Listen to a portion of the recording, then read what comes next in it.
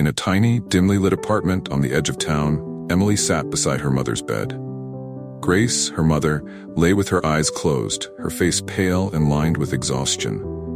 For months, her eyesight had been deteriorating, and now even simple tasks had become impossible. Emily's chest ached as she watched the woman who had always been her rock struggle against the encroaching darkness. Grace's voice was soft, barely above a whisper. "Emily, don't worry about me. We'll find a way through this." Emily swallowed the lump in her throat.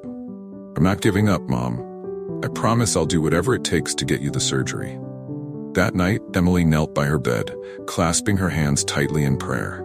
"Dear God," she whispered, her voice trembling, "please help us. Mom's losing her sight, and I don't know how to save her. Show me a way, any way to help her see again." As tears rolled down her cheeks, her eyes fell on the small angel figurine on her nightstand, a gift from her mother when she was a child. Emily picked it up, pressing it to her heart. "I won't give up," she murmured. "I'll find a way." The next morning, Emily woke with a renewed sense of determination. Her dream from the night before still lingered in her mind. She had been singing on a hilltop, her voice carrying over a crowd of people who clapped and cheered. At the edge of the crowd stood her mother, her eyes bright and filled with joy. It felt like a sign. Emily had always loved to sing, though she had never performed outside the safety of her home. Still, the dream gave her an idea. That day at school, her mind was elsewhere. During lunch, her best friend Sarah nudged her. "Earth to Emily, what's going on in that head of yours?" Emily hesitated, then said quietly, "I'm going to sing in the park to raise money for Mom's surgery." Sarah's eyes widened. "You? In public? Emily, you've never sung in front of anyone before." "I know," Emily admitted, her voice trembling.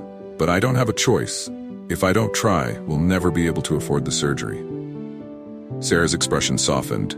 "You're amazing, Emily, and I'll be there with you. You don't have to do this alone." That evening, Emily stood in front of the mirror, rehearsing the songs she planned to sing. Her reflection revealed her fear, but her determination burned brighter. "This isn't about me," she told herself. "This is for Mom." The next day after school, Emily and Sarah walked to the park, an old coffee can tucked under Emily's arm. The air was crisp, and golden light bathed the fountain near where they stopped. Emily chose a spot under a large tree, her hands trembling as she placed the coffee can at her feet.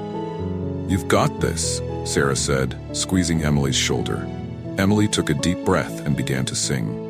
Her voice was soft at first, barely audible over the sounds of the park. But as she thought about her mother, her sacrifices, her love, her gentle encouragement, Emily's voice grew stronger. People began to stop and listen. Some smiled, others clapped, and a few tossed coins into the coffee can. Emily poured her heart into each note, her voice carrying her desperation and hope to everyone who heard her. After an hour, Emily's voice faltered. She glanced down at the coffee can, which held only a few coins. Disappointment tugged at her heart, but before she could pack up, a tall man in a tailored suit approached. His piercing blue eyes softened as he smiled at her. "That was beautiful," he said. "You have a gift."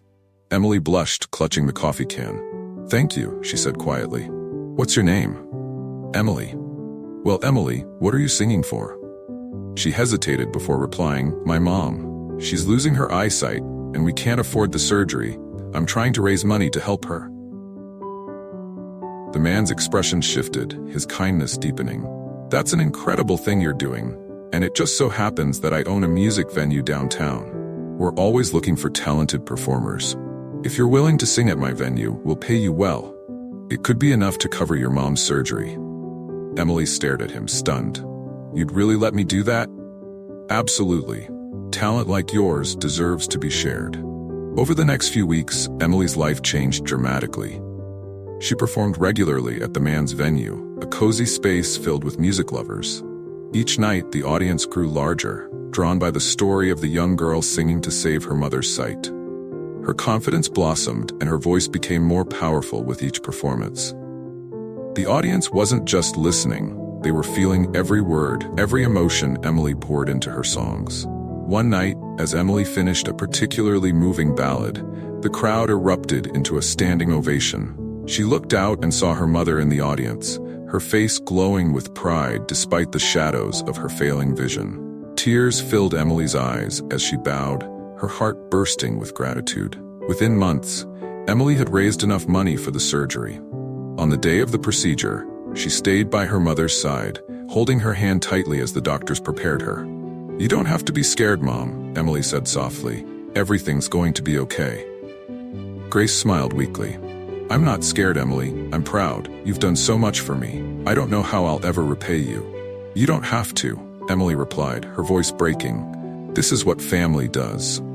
When the surgery was over, the doctor carefully removed the bandages. "Mrs. Bennett," he said gently, "open your eyes." Grace blinked several times before gasping. "Emily, I can see you." Her voice trembled with emotion as tears streamed down her face. "You're so beautiful." Emily hugged her tightly, crying into her shoulder. "I've been waiting for you to say that." With her mother's sight restored, Emily thought her journey might slow down. But something inside her had changed. She realized that her music wasn't just about saving her mother, it was about inspiring others. She began performing at charity events, hospitals, and community centers, bringing hope to people who needed it most. At one event, Emily sang for a group of children battling serious illnesses. One little girl, no more than 6 years old, approached Emily afterward. "Your voice is like magic," the girl whispered. "It makes my heart feel happy." Emily knelt down, tears in her eyes. "Thank you, and you're my hero. Never forget how brave you are." Emily's story spread far and wide. She started a program called Songs of Hope, which provided resources for young musicians from disadvantaged backgrounds. She traveled to schools, shelters, and even refugee camps, encouraging children to find their voices. One day, she met a boy named Malik, a talented guitarist who had lost his parents. "Why don't you play for others?" Emily asked him. "I'm scared they won't like it," Malik admitted. Emily smiled. "Music isn't about being liked, it's about sharing your heart. Play for yourself first, and the rest will follow." That evening, Malik performed at a community event, and his music moved the crowd to tears. Emily watched proudly, knowing she had helped him take the first step. Years later, Emily stood on the biggest stage of her life, a sold-out concert in a massive stadium. As the lights dimmed and the crowd fell silent, Emily stepped forward, holding the angel figurine she had once prayed over. "This," she said, her voice steady but filled with emotion, "is for my mom, who gave me the courage to sing, for Jack, who believed in me, and for every single person here tonight who's fighting their own battles. This song is for you." As she sang, the audience lit up the stadium with their phone lights, creating a sea of stars. The moment was breathtaking, a testament to the power of love, courage, and hope. Emily's story began with a desperate prayer and a trembling voice in a park. But her journey proved that even the smallest acts of courage can create ripples that change lives.